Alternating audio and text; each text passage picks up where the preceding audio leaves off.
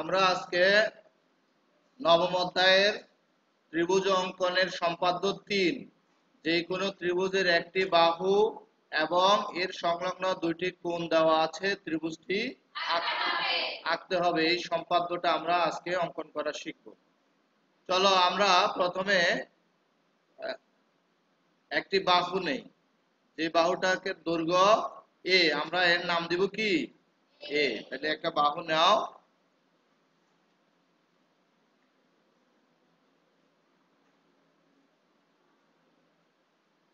বাহুর দৈর্ঘ্য নিলাম আমরা এ এবং দুইটি কোণ নিব। এই বাহুটার নাম দিয়ে দিই এ। এই বাহুটার কি নাম কি এ, এবং দুইটি কোণ নেই আমরা।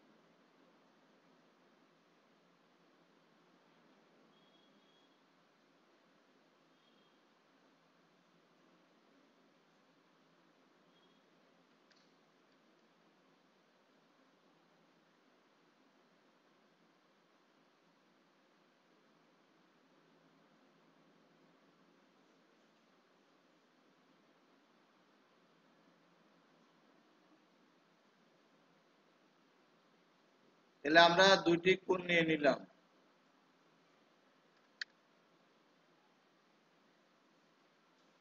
এই দুইটা কোণের নাম দিয়ে দিই। এই কোণটার নাম দিলাম আমরা এক্স এবং এই কোণের নাম দিলাম আমরা ওয়াই। চলো এবার আমরা ত্রিভুজটা অঙ্কন করি। তো ত্রিভুজ অঙ্কনের প্রথম ধাপ কি? ১ নাম্বার ধাপ হচ্ছে যে কোনো রশ্মি বিডি থেকে এ এর সমান করে বিসি অংশ নেই। তাহলে আমরা যে কোনো একটা রশ্মি আগে আঁকি, রশ্মিটার নাম দেই বিডি।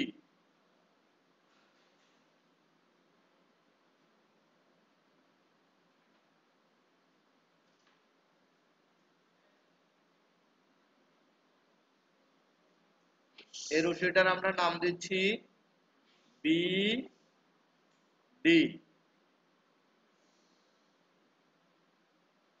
এই বিডি থেকে এ এর সমান করে বিসি অংশ কেটে নিব। পেন্সিল কম্পাসটা ব্যবহার করি। পেন্সিল কম্পাস প্রথমে আমরা এর সমান দৈর্ঘ্য নেই।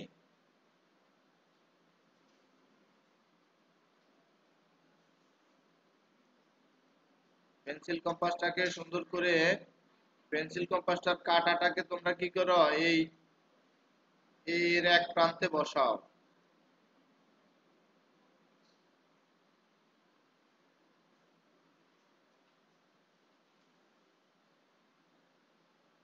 এবং পেন্সিলের মাথাটাকে এর অপর প্রান্তে বসাও। বসিয়ে একটু উপর নিচ করে একটি চাপ দেই।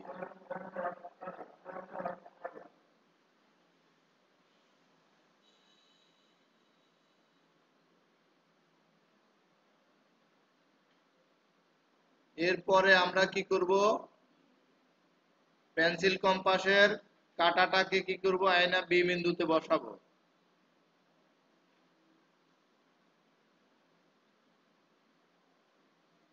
এভাবে করে একটু উপরে নিচে করে চাপ দিব। তাহলে আমাদের এই ছেদবিন্দুতে এটার নাম দিয়ে দিব সি। আমাদের ১ নাম্বার ধাপের কাজ শেষ। যে কোনো রশ্মি বিডি থেকে এ এর সমান করে বিসি নেই বা বিসি অংশ কাটি, তাহলে 1 নাম্বার ধাপের কাজ শেষ।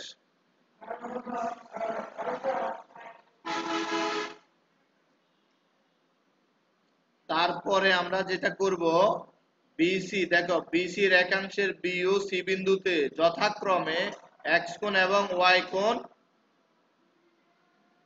অঙ্কন করব। তো এখন আসেন আমরা বি বিন্দুতে কি করব, প্রথমে এক্স কোণটা অঙ্কন করব। ঠিক আছে, বি বিন্দুতে এক্স কোণ অঙ্কন করব। তাহলে বি বিন্দুতে এক্স কোণ করার জন্য প্রথমে আমরা পেন্সিল কম্পাসটাকে এনে এভাবে বসাবো। ঠিক আছে, পেন্সিল কম্পাসটা ভেবে বসিয়ে তারপরে আমরা একটা চাপ দিব, এভাবে করে একটা চাপ দিব। ঠিক আছে,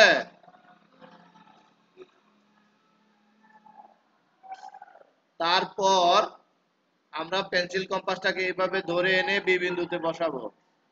ঠিক আছে, সবাই বুঝতেছ? তারপরে এভাবে করে আমরা একটা চাপ দেব।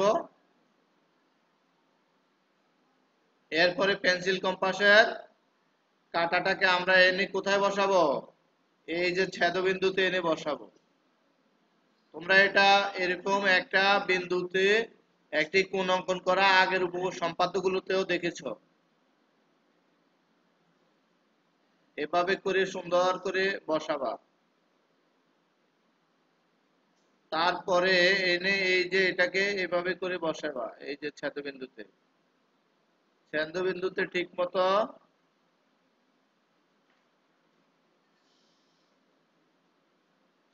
বসানো হয়ে গেলে আমরা কি করব, একটু সরিয়ে নিয়ে এরকম করে একটা চাপ দেব। এই চাপটা দেওয়া হলো, এবার আমরা এখানে কি করব, এইখানে এনে এই ছেদবিন্দুতে এনে বসাবো।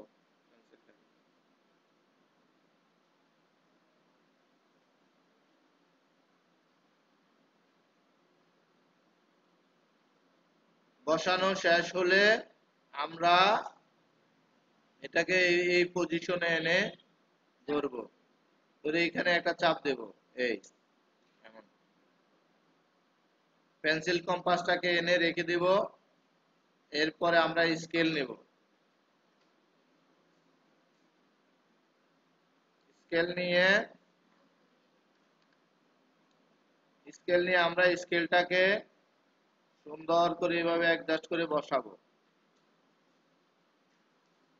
বসায় আমরা এই যে এভাবে করে সোজা উপর দিকে টেনে দেব।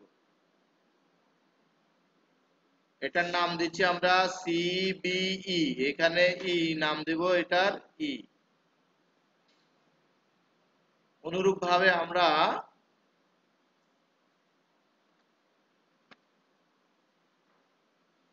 স্কেলটা রেখে দেব।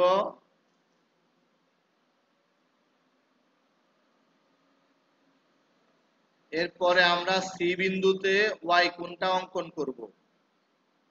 আমরা প্রথমে কি করব, আবার পেন্সিল কম্পাসটাকে নিয়ে আসব, পেন্সিল কম্পাসের এই কাঁটাটাকে এনে এই বিন্দুতে এনে বসাবো।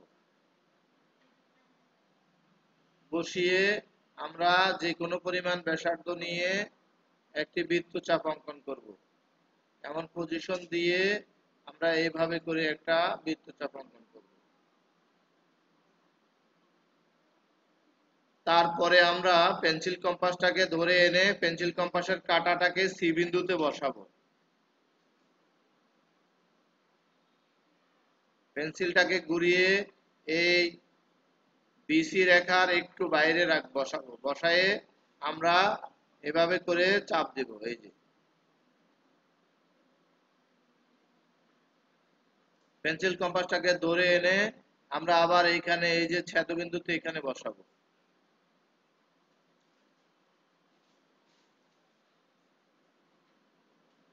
বসিয়ে পেন্সিলটাকে আমরা কি করব, এই ছেদবিন্দুর মধ্যে অ্যাডজাস্ট করব। অ্যাডজাস্ট হয়ে গেলে আমরা একটু বাইরে নিব, নিয়ে একটা চাপ দেব। এই পেন্সিলটাকে এনে আমরা এইখানে ছেদবিন্দুতে বসাবো। এরপরে পেন্সিলটাকে ঘুরিয়ে এনে এই পজিশনে রেখে এভাবে একটা চাপ দেব।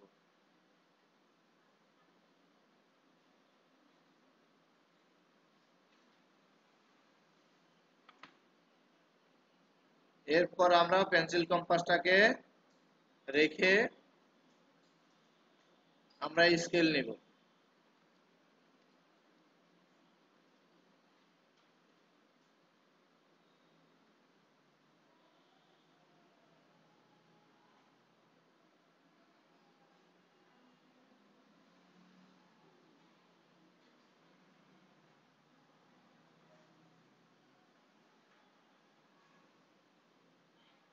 স্কেল নিয়ে আমরা এটাকে অ্যাডজাস্ট করে বসাবো এরকম। তারপরে আমরা এটাকে এভাবে করে টান দিয়ে এনে এখানে বসাবো।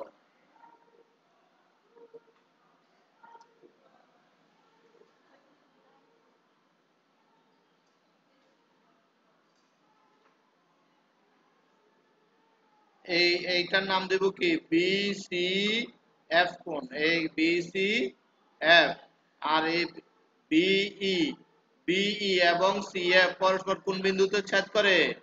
এই বিন্দুতে ছেদ করে। তাহলে এই ত্রিভুজ এ বি সি উদ্দৃষ্ট ত্রিভুজ।